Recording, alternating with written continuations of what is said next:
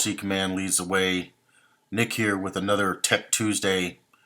Today we're back on the Weasel Motorsports Ultra 4 chassis.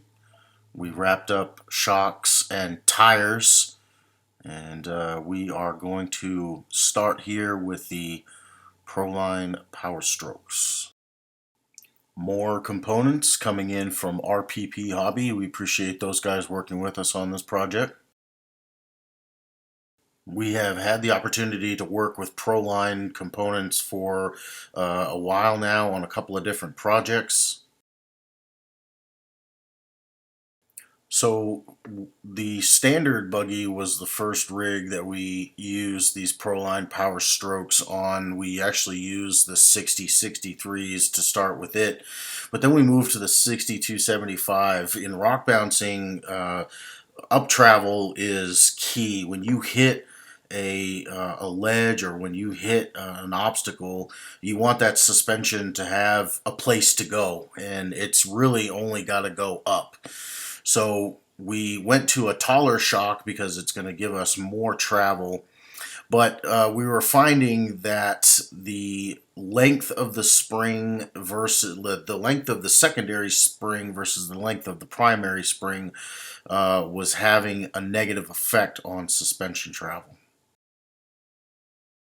It was actually Anthony Garcia, who races down in Texas. He runs a bomber, a B2 bomber kit from Death Metal Garage. He was the one that suggested stacking the 6063 springs on top of two primary springs on top of this one secondary spring on the 5-inch body.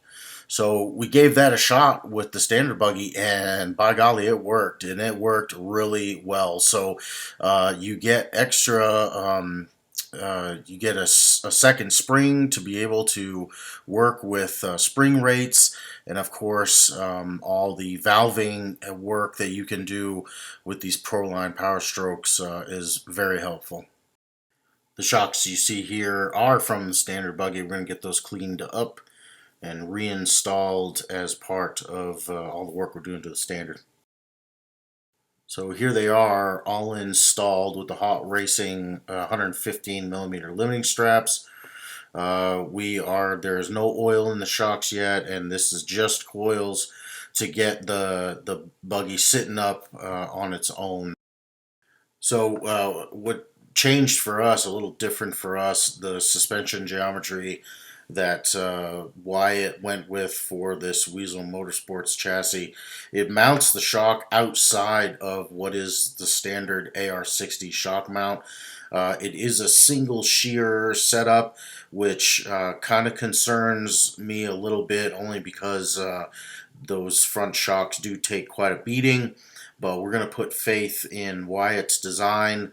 I have all the faith in the world, and hey, guess what? If it doesn't work, then that just means that we get to go back to the drawing board and find a fix, which is, to me, a lot of the fun. Again, we're going with the same shock setup in the rear, no oil in the shocks, and just random coils, just trying to get the buggy to sit up so we can figure out drive shaft lengths. We are also going to be working on the sway bar here very soon.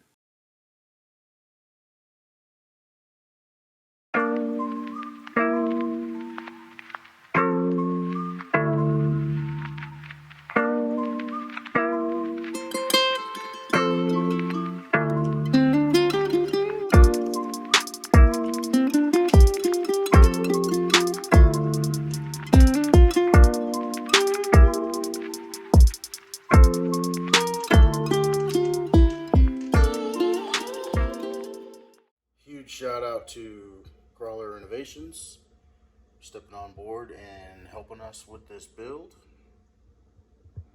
Excited to try these foams. We don't usually do, we usually use single stage foams.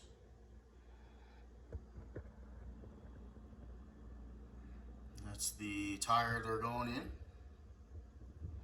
Excited to use these. Should be good in the rocks out here in the desert. sand and stuff.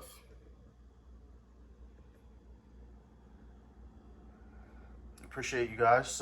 Crawler Innovations, man, we've been using their foam since the beginning. Appreciate it. We decided to use these KMC machetes from Vanquish Products. They have been solid from what we've used them for, so we are going to use them on this application, try them out and see how they do.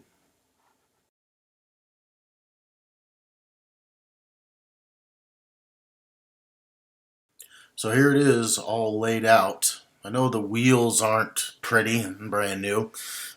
We could possibly get those cleaned up a little bit, but the bottom line is the first time we take them out, they're going to get trashed anyway. Beauty is not as important to us as performance, and I think that we have some good components here to perform well with this new project. Again, huge shout out to all the companies who have helped us out, given us a chance, believed in us. We appreciate everything. Here's the wheels and tires for the Weasel Motorsports chassis.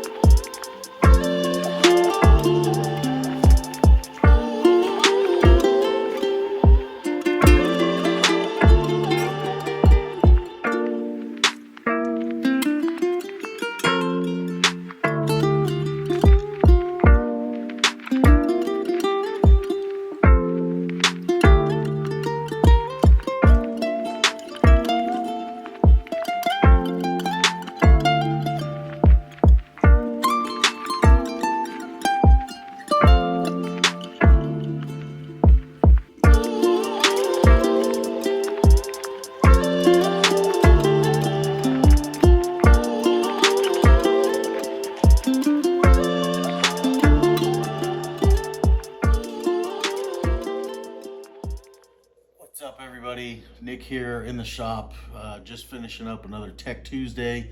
We got a ton of stuff done on our Weasel Motorsports Ultra 4 chassis, but we still have a ton of work to go. Drive shafts, we've got to put a motor in this thing, we've got to wire it, we've got to put all the bolts and hardware in there that are going to be in there, and we're even thinking about changing out the Vanquish trailing arms for a set of black ones, just to match the rest of the suspension.